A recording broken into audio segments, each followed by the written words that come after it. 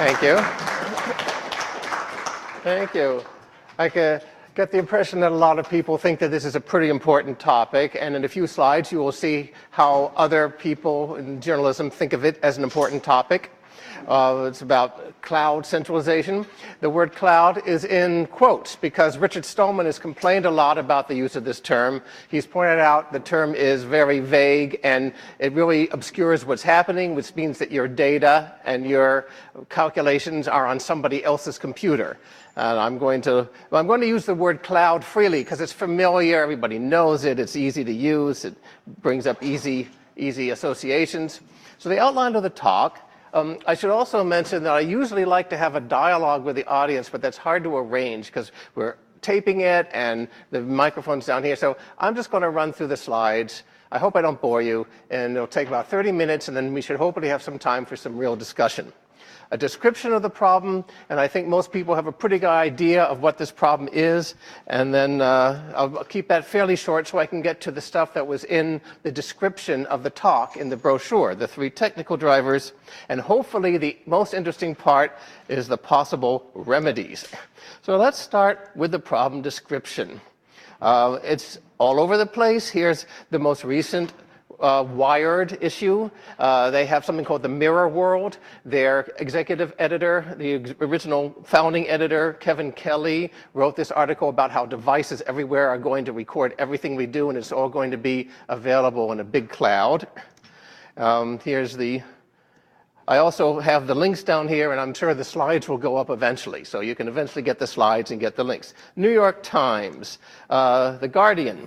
If you want to talk to the author of that article, you can probably find him. He's Tim Berners-Lee, probably a few blocks from here. We have the Atlantic Monthly complaining and the Harvard Business Review. And finally, to show how current the issue is, we have the suggestion by Elizabeth Warren that we break up the big companies. I'm not endorsing the Warren campaign or this particular proposal. I'm just showing that this is a very hot issue right now. So when we look at it, I'll first say a few nice things. That's what Dale Carnegie always told you to do.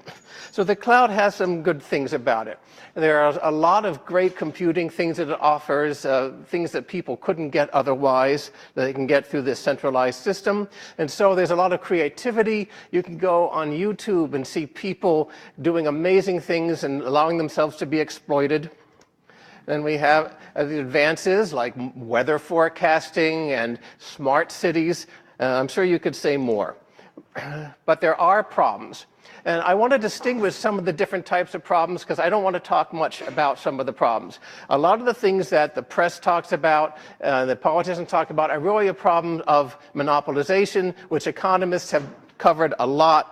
And these are things like vendor lock-in, regulatory capture. A lot of people said that the Obama administration was too tight with Google, for instance.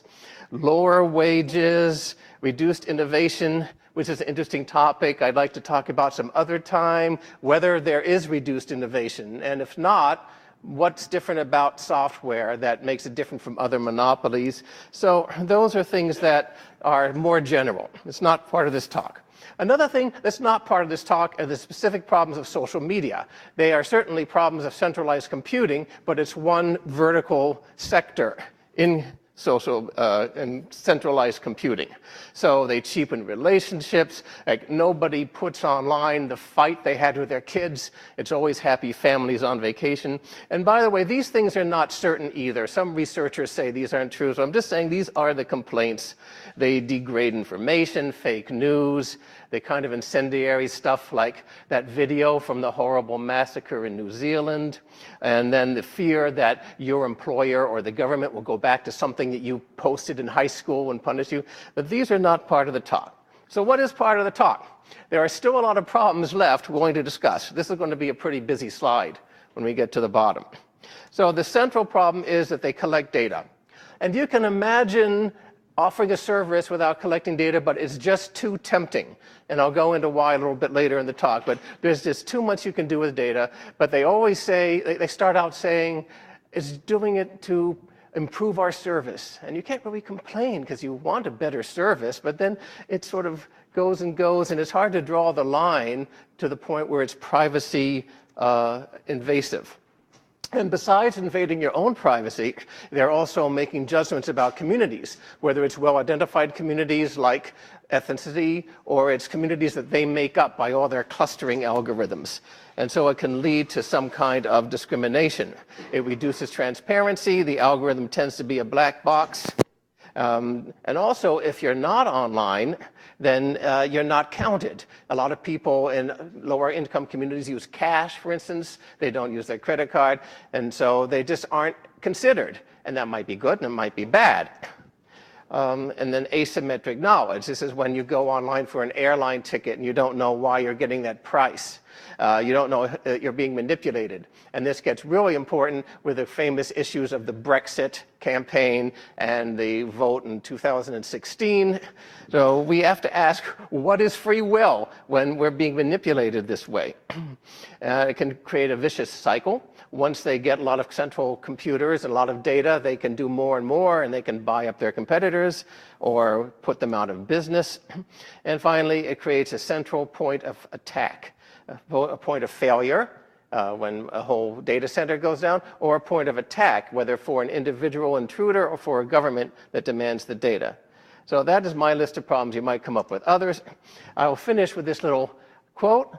A society of large tools cannot be democratic, egalitarian, socialistic, humane, and just. It must be hierarchical, exploitative, bureaucratic, and authoritarian. If the day comes when all of humanity's wants can be supplied by a few giant tools, the people who tend them will rule the world. And that comes from the Whole Earth Catalog. I think from 1974 to now, it's still pretty relevant, and I guess that's why Wired brought it back. So now for the part that I put in the brochure, the 3 drivers of centralization.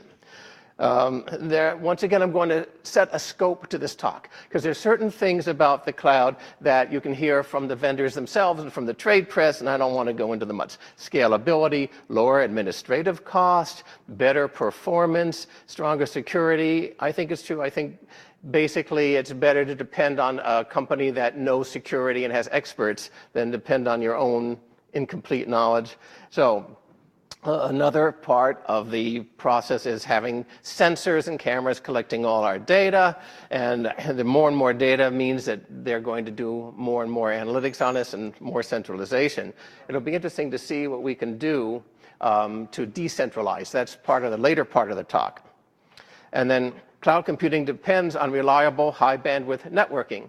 You can tend to forget about this if you're in a high bandwidth area. If you have poor coverage in a backward area like Cambridge, Massachusetts, you will not get the kind of service. And now the wireless networks are upgrading to 5G. You've all heard about that. It's part of it's certainly hype. There's probably something there. But the whole goal of this is to get us to use the cloud more and more. And the more we depend on these centralized servers, the more we depend on the telecom networks. That's the whole business model. So I'm not going to say any more about those. That's not the focus of the talk. So Moore's Law is the first issue. And it's hard to remember that there was a time when we just ran all the calculations we want on our own computers. And if the computer wasn't powerful enough, we went out and bought a bigger computer. But since the mid-2000s, there has been this stop. Of course, the chip manufacturers put in multiple cores, but you run into Amdahl's law. You can't parallelize everything. So there has been a kind of slowdown in what we can do with our systems. I'll look at some of the breakthroughs later that might change that. There's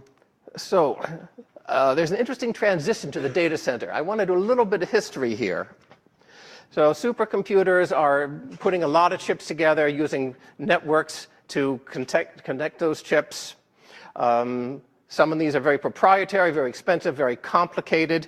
And 2 interesting instances of this from the 1980s are the Butterfly. I believe that company was right near here, certainly in Cambridge.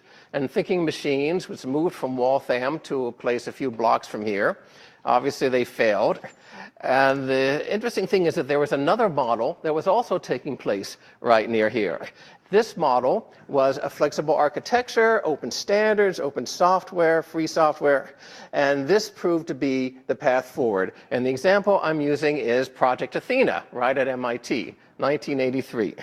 So now, if you look at a typical supercomputer, so I went online to find out what's considered the fastest one this year, and when you look at the specs, they're pretty much like a data center, open standards and Linux and so forth. So, is this important? I think it's very important because things like weather forecasting require a lot of computers. If you do not follow Richard Stallman's advice and you use credit cards, you will be happy to have the fraud detection. Furthermore, we have new types of interfaces. Most people with the mobile devices want a voice interface, whether they're saying turn on the light or something more complicated, like how do you get lunch near the status center. First of all, you have to go out into the internet to find the data, and then it takes a lot of analytics. And there are going to be more such interfaces. We'll have haptic interfaces and artificial reality, virtual reality, things that capture eye movements. For all these reasons, we're going to need a lot of analytics, and right now, they still have to run in the cloud. People also want intelligent agents, which some people find a bit creepy, but I think that a lot of people are going to want them, particularly if, say, we replace home health care aides with robots, which I think we'll need to do soon. Now, after the Moore's Law, finished with that one, advances in processors, which is often called compiling into hardware. And I'm going to have a little historical digression again. You might remember CISC, complex instruction set computing. That term was applied in the 70s and 80s to the typical chips. And often the most complicated instruction would be several times as expensive as the simplest instruction, because you might be adding two numbers, setting a bit, doing a jump all in one instruction. So some companies try to simplify, try to find an Onam's razor kind of thing for reduced instruction set computing RISC. You might remember Silicon Graphics and MIPS and how big they were. Here's a little project you might have fun with. When you go home, or right now if you're bored with this talk, you can go online and find out where the headquarters were of Silicon Graphics. It had two buildings, and they're both very important still in Silicon Valley today. Anyway, it was resolved. The modern chips from Intel are CISC, but they have some of the advances that the RISC companies found. And most devices in the world are running ARM chips, and the R in ARM stands for RISC. However, CISC still inspires anything that is specialized. Network processors, GPUs, encryption, field programmable gate arrays. This is the idea of compiling into hardware. And recently, Google created the Tensor Processing Unit. The tensor is a generalization of the idea of a matrix to multiple dimensions.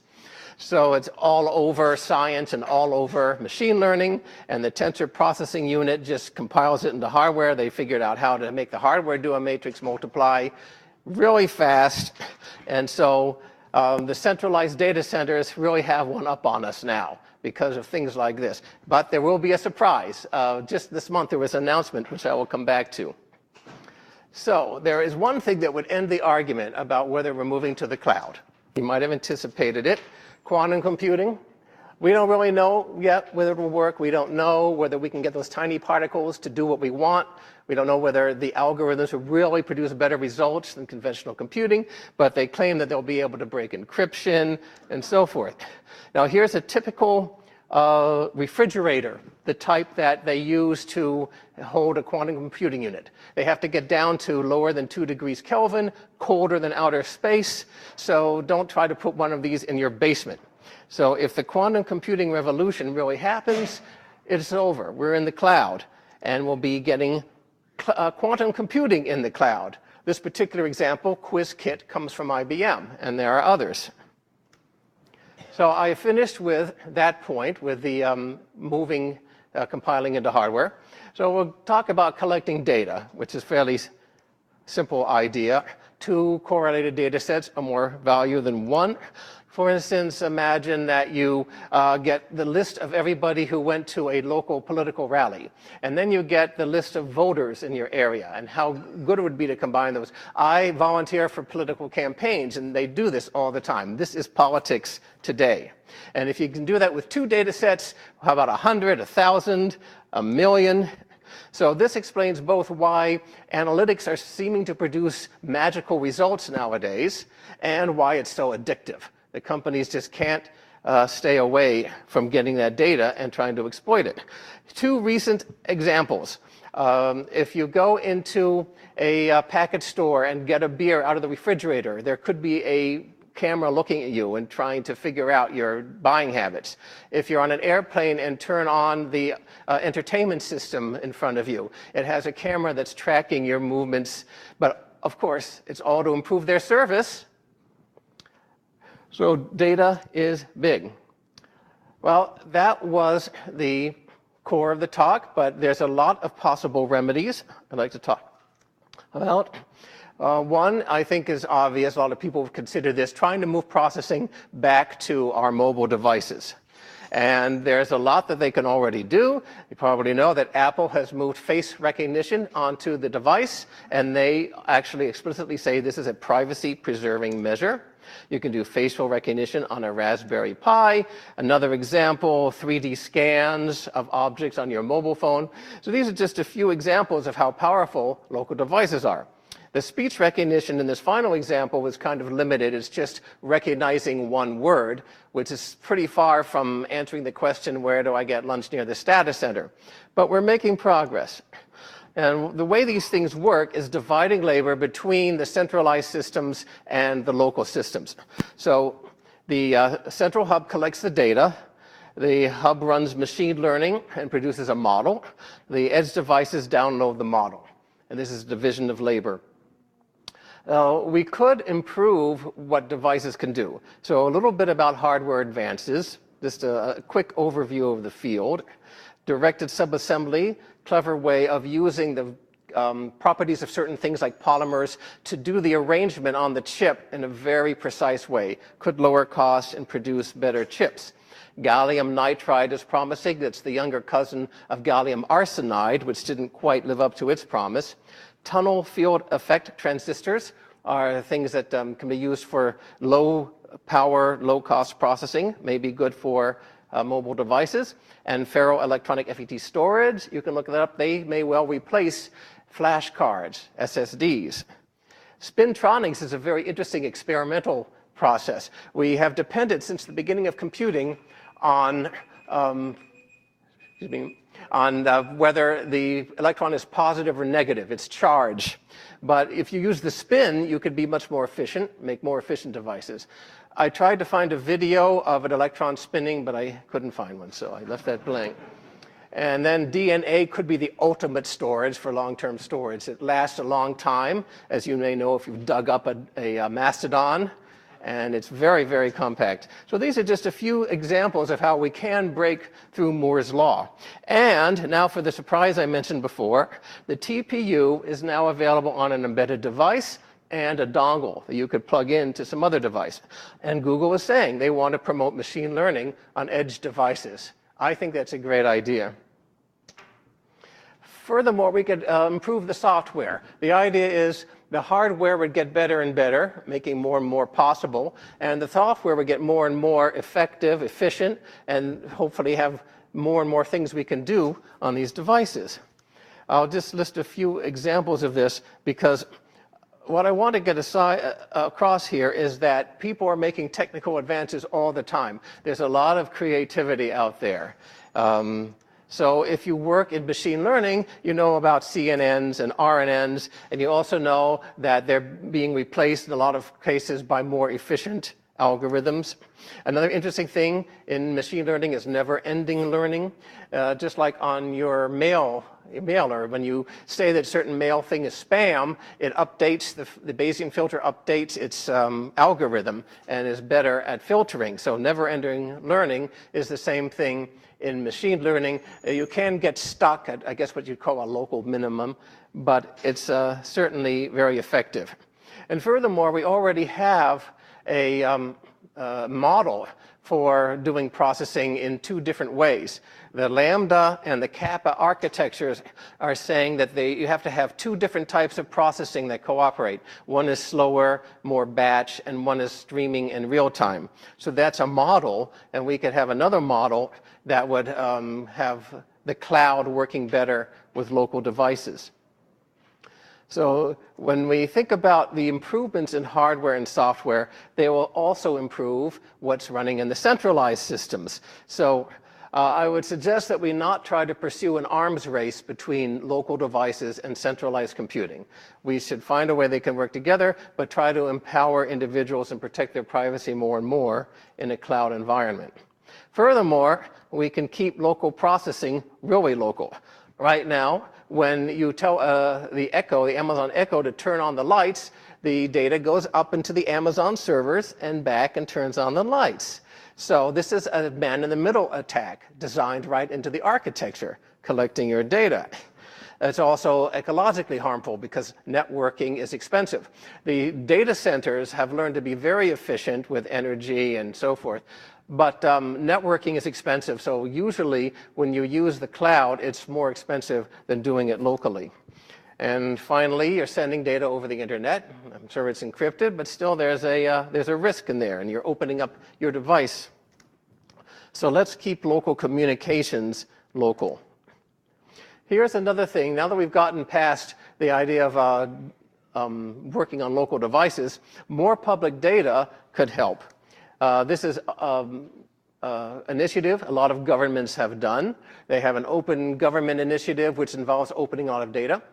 They want to be more transparent, but they also want to help small companies and nonprofits. And the idea is that even though the big companies will keep collecting more and more data, there will be some data sets out there for the public to use. And that'll help business, it'll help innovation, and help nonprofits to do their missions. However, this data can be abused. We saw that with Psy Group and Cambridge Analytica. So the data should not just be put on the web. There should be some kind of license. You should have to sign something to download it, and somebody should be policing that. And then we can move to distributed services. Many of you have heard of these open source services, Jabber for instant messaging and Riot for more like WhatsApp messaging, Diaspora, the social media network. I've been studying this myself since around the year 2000, and I talked a lot in that time about the promise, but also that there were some fundamental difficulties in addressing, coordinating, and trust, which are in the articles that these point to. I think they can be overcome. Everybody has to find a unique way to overcome the problems of distributed services. But they are more complicated than the centralized ones, and that might be one reason they've never gotten to the extent of a Facebook or a Twitter. But with some help, maybe we could have the distributed services more successful and more popular. The idea, of course, is that the distributed services do not collect your data. They leave the data on your device or your browser, whatever, for your protection. But why not have data analytics algorithms that work on distributed services? This is called federated learning. So the idea is that we could voluntarily share our data, hopefully in some form that doesn't reveal too much about ourselves, and it could be aggregated through some distributed algorithm. I think this could be done. There's a huge amount of creativity in the field. So when businesses were getting a lot of incoming data from stores, sales from stores, Twitter feeds, all the things they wanted to process, they complained to their data scientists and their programmers that they needed new systems, and new systems were developed. So we have a whole new architecture for things like Flink and Storm.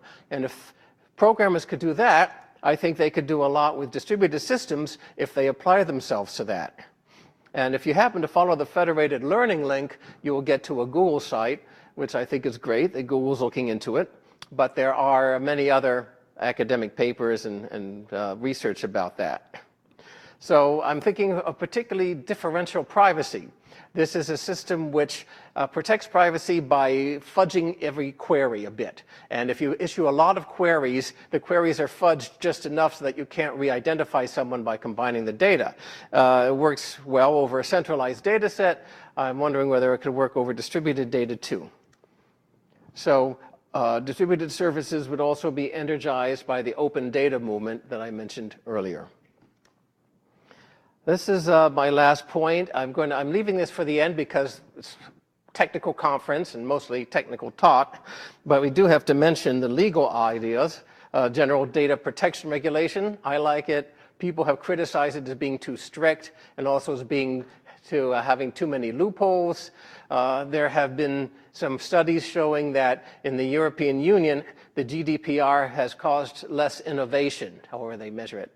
I think if you can't innovate without violating people's privacy, you shouldn't be innovating. So I like the GDPR, at least it's a model. A lot's going on in the United States. Another idea is to pay people. This is built on the idea of protecting their data. You would promote business by collecting people's data but paying for it. There are a lot of problems with that. For instance, it legitimizes data collection in the first place. It says, yes, let's collect all this data. Just give people some money. And then there's a lot of data exhaust, where we move, sensors that measure what we're doing, cameras. So there's a lot of stuff that companies can get without even asking our consent. And it creates two-tier privacy because the affluent will protect their health and financial information, and a lot of other people will have to give it up because they need the rewards. So I'm not so sure I like the idea of paying individuals. And consent itself is a problem. I'm saying this as someone who obsessively reads the terms and services on every website I visit. But even I do not reject a web service. I don't think I've ever rejected a web service just because I didn't like the terms and conditions, and most people don't even read them.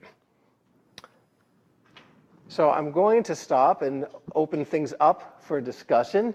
There's a microphone here, and I think we also have microphones there. I'll leave you with a few thoughts. Cloud computing presents challenges to those who value freedom, autonomy, and privacy. We can use both technology and policy changes to address them. And people at this conference, people on the IRC, anyone who can work on these issues, has the skills to work on them and can understand them, should be doing it to carve out safe spaces. And that is it.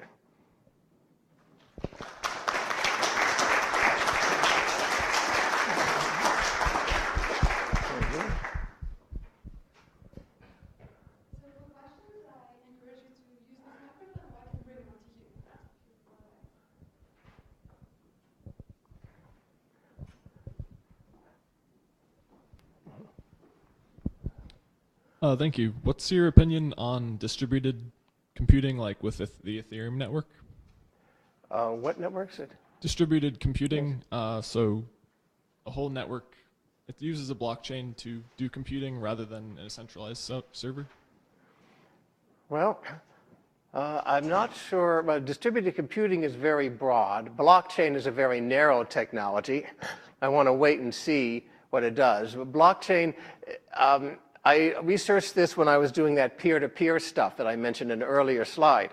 And there are problems with trust. Like, just because somebody signed something and put it on the blockchain doesn't mean you know who they are, whether they were vetted by anybody, and so forth. So I think we'll have to solve the trust issues. There'll have to be some central authority saying, yes, this person is really who they say they are. I'm up in the air about blockchain, and I think a lot of people are. I'm going to wait and see if it is useful. Does that answer the question? Okay, thanks. So some of the just emerging hardware technologies you mentioned, like quantum computing or alternative memory storage technologies like spintronics and DNA, these are emerging hardware platforms that will require integration into existing classical, one-neuron architectures. So there has to be some sort of way of interfacing those. What would be the role of free software, like implementing interfaces between these type of new architectures and classical computing that we have today? This might be beyond me. Could you say that again? I had a little trouble with the words as well. So I was just wondering if there's a role for free software to integrate this emerging hardware technologies from quantum, whatever you call it, into today's architectures. What is your thought on that? I think that might be beyond me, but name some of these hardware architectures you'd like to integrate. Like I said, quantum computing is a new emerging architecture, but it will require a software stack of its own to talk to a classical computer, like a one-neuron architecture. And what would be the role of, open source community or free software in that space? And Yeah, How do you see that evolving?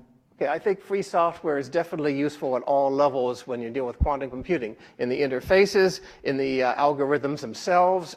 There are people working on open source libraries, but my point in the talk is no matter how free, but these are free software, they're going to run on these huge systems in sub 2-degree Kelvin environments.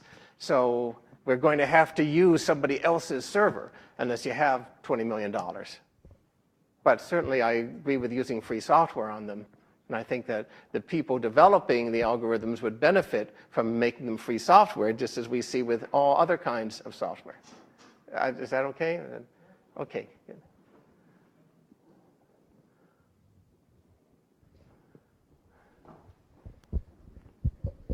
Hi. A couple of years ago, I think there was an exhibitor here called MadeSafe. There's a company that is working on basically the next internet almost. They call it the SafeNet. I don't know if you've heard of it, but if you did, that's awesome because it seems like it addresses a lot of these problems, a couple of the problems you're talking about at the same time, which is sort of like taking back the cloud as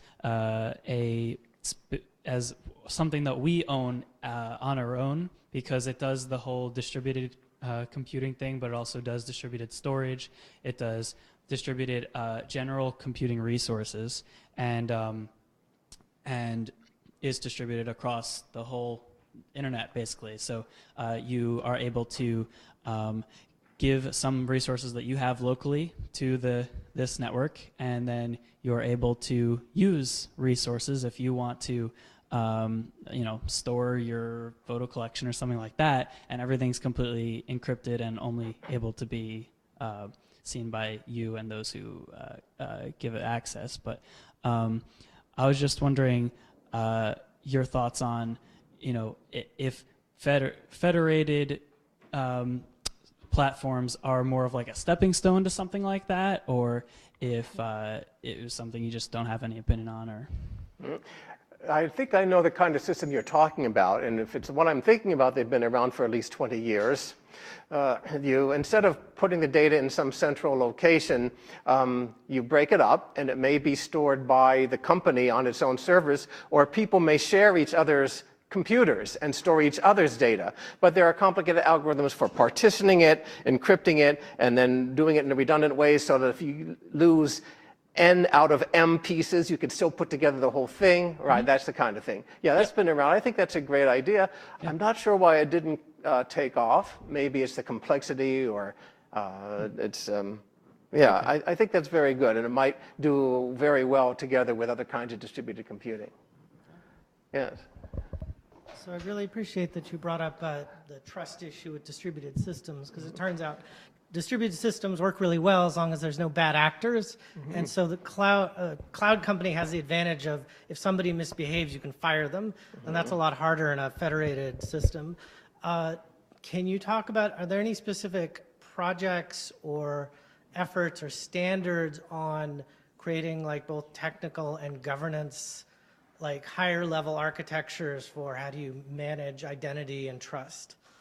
That would be great to hear from people on IRC. I don't have anything that comes to mind. I mentioned a few inspirational distributed projects earlier. They're still not very well adopted. If anybody on IRC has an idea, we can hear them. Maybe at this conference, we should start something. Thanks. Hello, thank you for the talk. One of the things that you mentioned earlier was that there are ways to address these kinds of issues using technology and also by using policy. Now, you mentioned GDPR is one example of a policy, and I'm aware of specialized niches we have, like for dealing with health data or financial data. I'm wondering what kind of, if there are any policy ideas that you thought might be useful. This is really, really tough because I said most things that try to protect your privacy, either they shut it all down, don't collect, or don't use it a certain way, which may sometimes be necessary, or they rely on consent. And there's so many problems with consent. I think you can look that up on your own. So I don't want to go too much in that. Now, consent is sort of an important concept, just like free will is an important concept. And as I said earlier, a lot of what distributed computing is doing is kind of challenging our notion of human free will, and I think it's also challenging our notion of consent. I don't have a simple answer, but certainly there are a lot of people trying to work on it.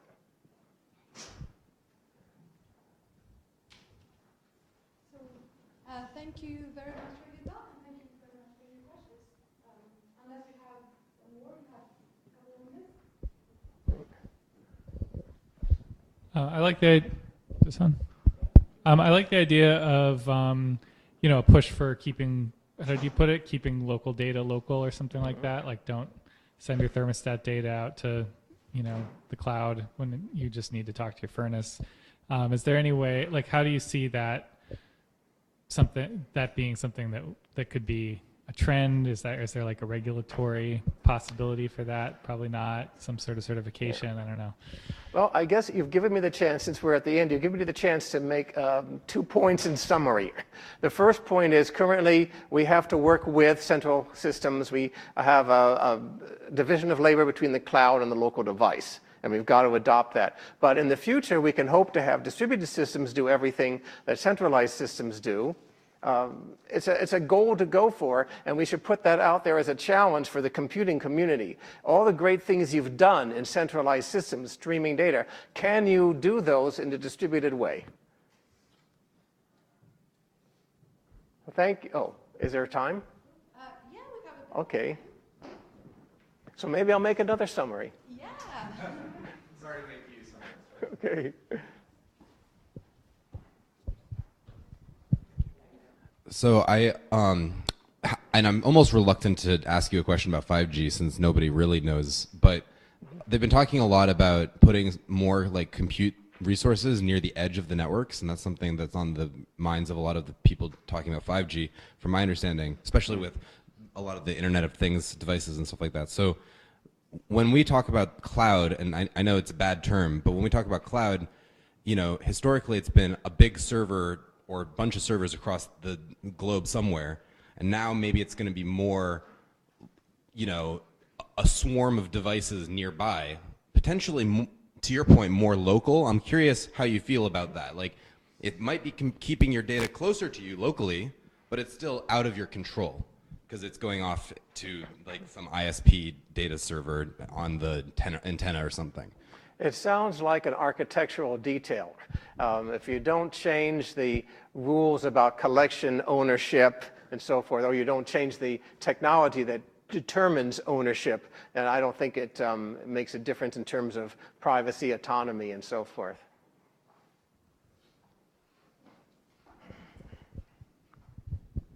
So kind of on that note, I think that the policy end of it is actually more effective than technological solutions that are just playing whack-a-mole. I think it's ridiculous that data can be such a huge source of value for these companies, yet when there's a data breach and millions of people's data is exposed, there's no consequences for that in most cases because it's hard to prove actual harm from the release of that data. So I think one of the most important things for accomplishing this is turning data into a liability rather than an asset for these companies and having actual consequences when these kinds of things happen. So if they are going to hold the data, they need to protect it in good faith, and they might think twice about collecting the data in the first place if there's consequences if something happens to it. What are your Yeah, I thoughts like on that that? idea. Certainly we should be stricter about punishing, when Facebook puts out, or they didn't put out the passwords, but they let their employees get the passwords or something like that. And we could maybe increase 100-fold or more the penalties. But we should remember, and this is why people who deal with data science and algorithms have a dilemma. We don't want to destroy privacy, but there's a lot of good things you can do with data. We can improve healthcare, maybe deal with climate change. So it's very hard to say shut it down, but I think we should enforce rules that companies be more responsible, in both in their own use and in breaches.